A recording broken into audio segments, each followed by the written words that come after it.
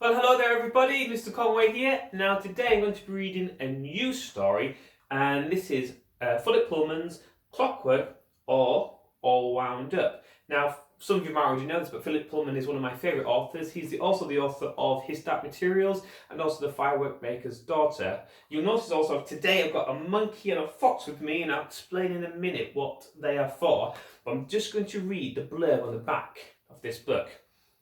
Tick tock. Tick tock. Some stories are like that. Once you've wound them up, nothing will stop them. Now, a tormented apprentice clockmaker and a deadly knight in armour, a mechanical prince, and the sinister Dr. Kalmanus, who, some say, is the devil. Wind up these characters, fit them into a story on a cold winter's evening, and the snow swirling down, and suddenly life and the story begin to merge in a peculiar, macabre, and unstoppable way. Now, as I read through this story, there is a bit of a time hop. Part of the story is set in the moment, as in it's happening now, but there are some flashbacks in this story as well. So just to help us all know when we're in a flashback or when we're in the moment, I've got my fox and my monkey. So if you see the monkey sitting next to me, this is the in the moment monkey, which means things are happening now. If there's ever a flashback or part of the story that's set further in the past, I will put the fox at the front and sit next to the fox, and this is the flashback fox. So if you see the fox, it's a flashback. Monkey is in the moment. I'll leave the monkey there because the story will start within the moment. So this is Philip Pullman's Clockwork or All Wound Up. Part 1. Clockwork, a preface. In the old days, when this story took place, time used to run by clockwork, real clockwork I mean, springs and cogwheels and gears and pendulums and so on. When you took it apart, you could see how it worked and how to put it together. Nowadays, time runs by electricity and vibrating crystals of quartz and goodness knows what else.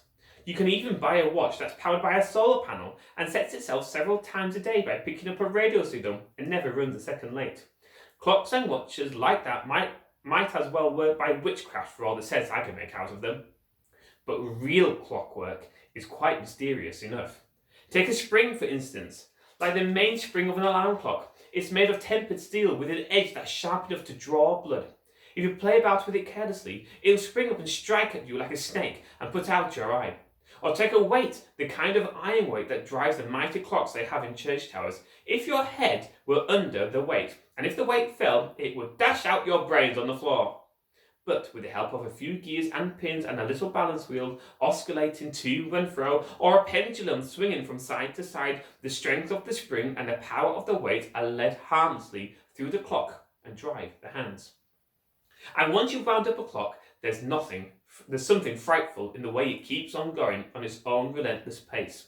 Its hands move steadily around the dial as if they had a mind of their own. Tick tock, tick tock. Bit by bit they move and tick steadily on towards the grave. Some stories are like that. Once you've wound them up, nothing will stop them. They will move on forwards till they reach their destined end. And no matter how much the characters would like to change their fate, they can't. This is one of those stories. And now, our story is all wound up. We can begin. Part 1. We still got the in the moment monkey, okay? Once upon a time, when time ran by clockwork, a strange event took place in a little German town. Actually, it was a series of events all fitting together like the parts of a clock, and although each person saw different parts, no one saw the whole of it. But here it is, as well as I can tell it. It began on a winter's evening when the townsfolk were gathering in the White Horse Tavern. The snow was blowing down from the mountains, and the wind was making the bells shift restlessly in the church tower. The windows were steamed up, the stove was blazing brightly. Putsy, the old black cat, was snoozing on the hearth, and the air was full of rich smells of sausage and sauerkraut, of tobacco and beer. Gretel, the little barmaid, the landlord's daughter, was hurrying to and fro with foaming mugs and steaming plates. The door opened, and fat white flakes of snow swirled in, to faint away into water as they met the heat of the parlour. The incomers, Herr Ringelmann, the clockmaker, and his apprentice, Karl, stamped their boots and shook the snow off their garments. Oh, it's Herr Ringelmann, said the burgomaster. Well, old friend, come and drink some beer with me, and a mug for what's his name, your apprentice? Karl, the apprentice, nodded his thanks and went to sit by himself in a corner. His expression was dark and gloomy. What's the matter with young thingamajig? Said the burgomaster. He looks as if he swallowed a thundercloud. Oh, I shouldn't worry, said the old clockmaker, sitting down at the table with his friends. He's anxious about tomorrow. His apprenticeship is coming to an end, you see. Ah, of course, said Burgomaster. Now, it was custom that when a clockmaker's apprentice finished his period of service, he made a new figure for the great clock of Glockenheim. So we're to have a new piece of clockwork in the tower. Well, I look forward to seeing it tomorrow. I remember when my apprenticeship came to an end, said Herr Ringelmann. I couldn't sleep for thinking about what would happen when my figure came out of the clock. Supposing I hadn't counted the cogs properly. Supposing the spring was too stiff. Supposing, 1,000 things run through your mind. It's a heavy responsibility. Maybe so, but I've never seen the lad look so gloomy before, said someone else, and he's not a cheerful fellow at the best of times. And it seemed to the other drinkers that Herr Ringelmann himself was a little downhearted. But he raised his mug with the rest of them and changed the conversation to another topic. I hear young Fritz, the novelist, is going to read his new story tonight, he said. So I believe, said the burgomaster. I hope it's not as terrifying as the last one he read to us. Do you know, I woke 3 times that night and found my hair on end, just thinking about it. Oh, I don't know if it's more frightening hearing them in the parlour or reading them later on your own, said someone else. It's worse on your own, believe me, said another. You can feel the ghostly fingers creeping up your spine, and even when you know what's going to happen next, you can't help jumping when it does. Then they argued about whether it was more terrifying to hear a ghost story when you didn't know what was going to happen, because it took you by surprise, or when you did, because there was the suspense of waiting for it. They all enjoyed ghost stories, and Fritz's in particular, for he was a talented storyteller. The subject of their conversation, Fritz, the writer himself, was a cheerful-looking man who had been eating his supper at the other end of the parlour. He joked with the landlord, he laughed with his neighbours, and when he'd finished he called for another mug of beer, gathered up by the untidy pile of manuscript behind his plate, and went to talk to Karl. Hello, old boy, he said cheerfully. All set for tomorrow? I'm looking forward to it. What are you going to show us, eh? Karl scowled and turned away. The artist's temperament, said the landlord wisely. Drink up your beer and have another one on the house in honour of tomorrow. Put poison in and I'll drink it then, muttered Karl. What? Said Fritz, who could hardly believe his ears. The two of them were sitting right at the end of the bar, and Fritz moved so as to turn his back on the rest of the company and speak to Karl privately. What's the matter, old fellow? He went on quietly. You've been working at your masterpiece for months. Surely you're not worried about it. It can't fail. Karl looked at him with a face full of savage bitterness. I haven't made a figure, he muttered. I couldn't do it. I failed, Fritz. The clock will chime tomorrow, and everyone will be looking up to see what I've done, and nothing will come out. Nothing. He groaned softly and turned away. I can't face them, he went on. I should go and throw myself off the tower now and be done with it. Oh, come on, don't talk like that, said Fritz, who had never seen his friend so bitter. You must have a word with old Herr Ringelmann. Ask his advice. Tell him you've hit a snag. He's a decent fellow. I'm sure he'll help you out. No, you don't understand, said Karl passionately. Everything's so easy for you. You just sit at your desk and put pen to paper and stories just come pouring out. You don't know what it is to sweat and strain for hours on end with no ideas at all, or to struggle with materials that break and tools that go blunt, or to tear your hair out trying to find a new variation of the same old theme. I tell you, Fritz, it's a wonder I haven't blown my brains out long before this. Well, it won't be long now. Tomorrow morning you can all laugh at me. Karl the failure, Karl the hopeless, Karl the first apprentice to fail in hundreds of years of clockmaking. I don't care. I shall be lying at the bottom of the river, under the ice. Fritz had to stop himself interrupting when Karl spoke about the difficulty of working. Stories are just as hard as clocks to put together, and they can go wrong just as easily, as we shall see when Fritz's own story, in a page or two, still Fritz was an optimist and Karl was a pessimist, and that makes all the difference in the world. Putsy, the cat, waking up from his snooze on the hearth, came and rubbed his back against Karl's leg. Karl kicked him away savagely. "Steady on," said Fritz.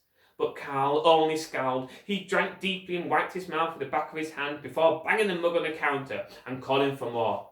Gretel, the young barmaid, looked anxiously at Fritz because she was only a child and wasn't sure whether she should be serving someone in Karl's condition. "Go on, give him some more," said Fritz. "He's not drunk, poor fellow. He's just unhappy. I'll keep an eye on him, don't you worry." So Gretel poured some more beer for Karl, and the clockmaker's apprentice scowled and turned away. Fritz was worried about him, but he couldn't stay there any longer because the patrons were calling for him. "Come on, Fritz, what's that story? Sing for your supper. Come on, we're all waiting here." What? It's about time, eh? Skeletons or ghosts, what's it going to be?"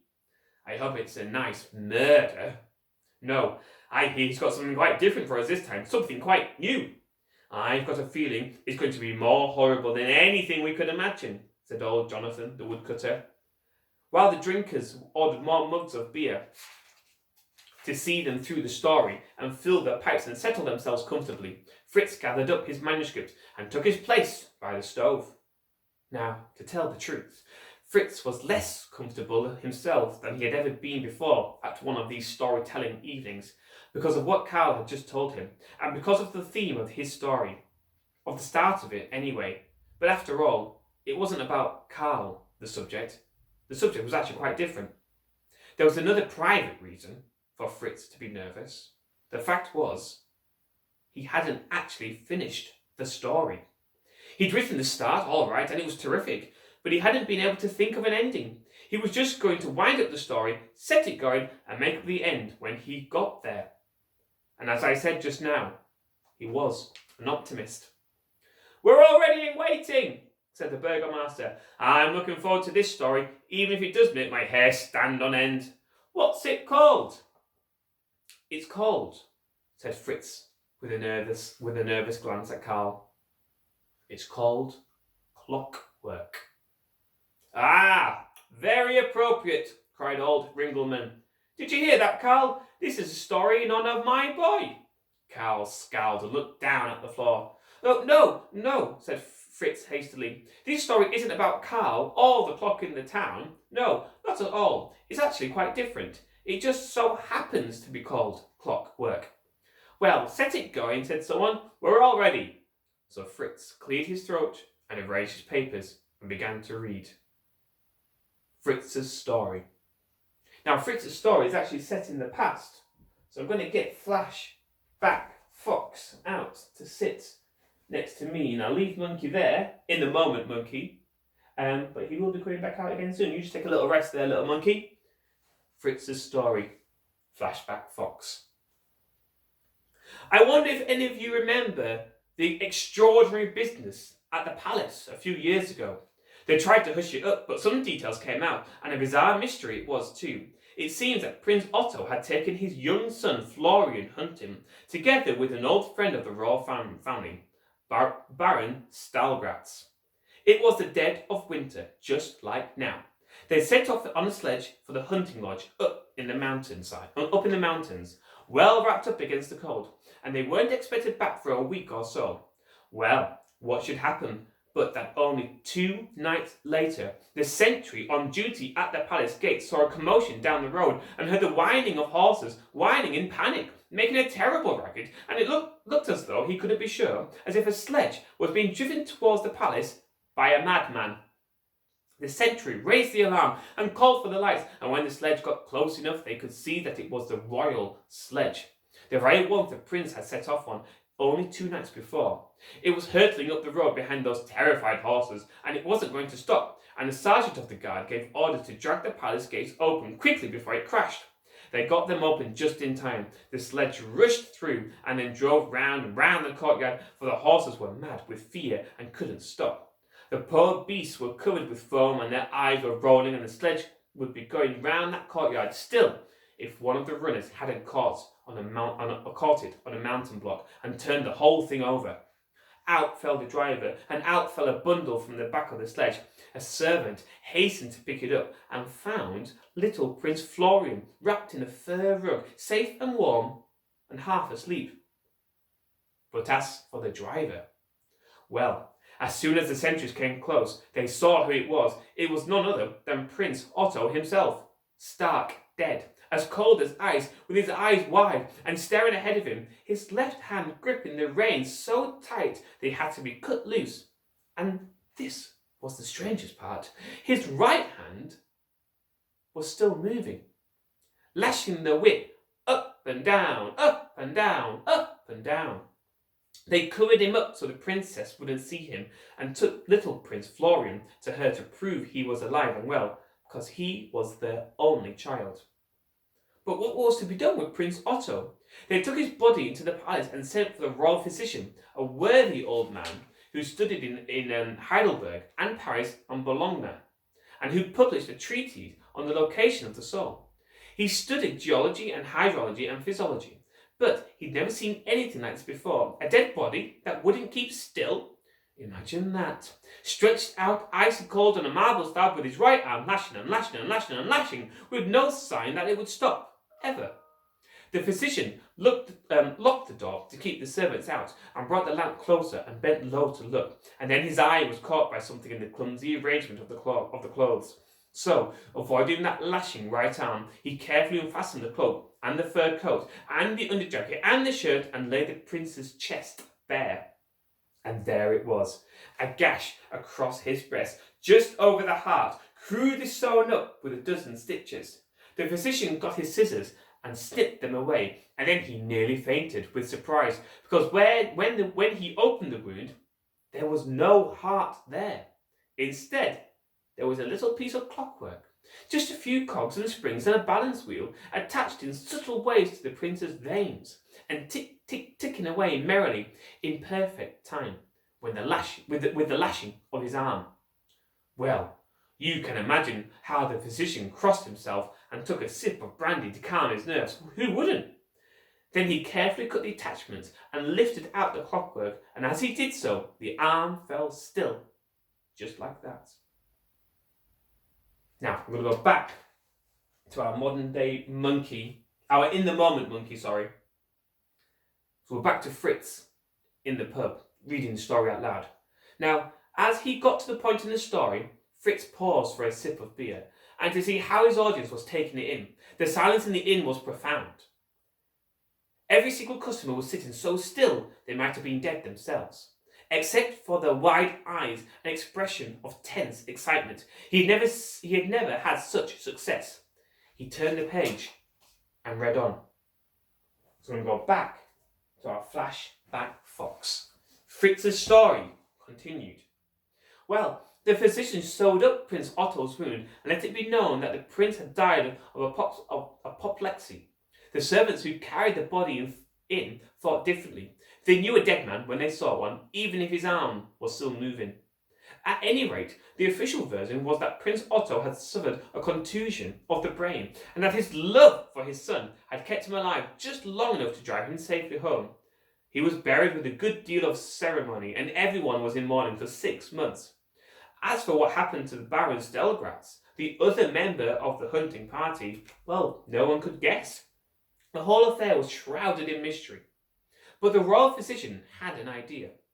There was one man who might be able to explain what had happened, and that was the great Dr. Karl Manus of Schatzberg, of whom very few people had heard. But those who did know of him said he was the cleverest man in Europe for making clockwork. He had no equal, not even our good Herr Ringelmann. He could make intricate pieces of calculating apparatus and that worked out the positions of all the stars and the planets and answer any mathematical question. Dr. Karl Manus could have made his fortune if he wanted to, but he wasn't interested in fortune or in fame. He was interested in something far deeper than that. He would spend hours sitting in graveyards, contemplating the mysteries of life and death. Some said he experimented on dead bodies. Others said he was in league with the powers of darkness. No one knew for certain, but one thing they did know was that he used to walk about at night, pulling behind him a little sledge containing whatever secret matter he was working on at the time. What did he look like, this philosopher of the night? He was very tall and thin, with a prominent nose and jaw. His eyes blazed like coals in the caverns of darkness. His hair was long and grey, and he wore a black cloak with a loose hood like that of a monk. He had a harsh, grating voice, and his expression was full of savage curiosity. And that was the man who... Fritz stopped at that moment. So I'm going to go back to our in the moment monkey. Fritz stopped at that moment. He swallowed, and his eyes moved to the door. Everyone followed his gaze. The parlour had never been so still. No one moved, no one dared to breathe, for the latch was lifting. The door slowly opened. On the threshold stood a man, in a long black cloak with a loose hood like a monk's. His grey hair hung down on either side of his face, a long, narrow face with a prominent nose and jaw and eyes that looked like burning coals in the caverns of darkness. Oh, the silence as he stepped inside. Every single person in the parlour was gaping, mouth open, eyes wide, and when they saw what the stranger was pulling behind him, a little sledge with something wrapped in a canvas. More than one crossed themselves and stood in fear. The stranger bowed. Dr. Kalmanus of Schatzberg, at your service. So to stop our mystery there. So one of the characters from our flashback Fox has suddenly appeared during our in the moment monkey. So I'm going to stop our story there. I'll continue reading in our next video, and that was Philip Pullman's Clockwork, or All Wound Up. I hope you enjoyed that, everybody, and I'll see you next time. Goodbye, you lot.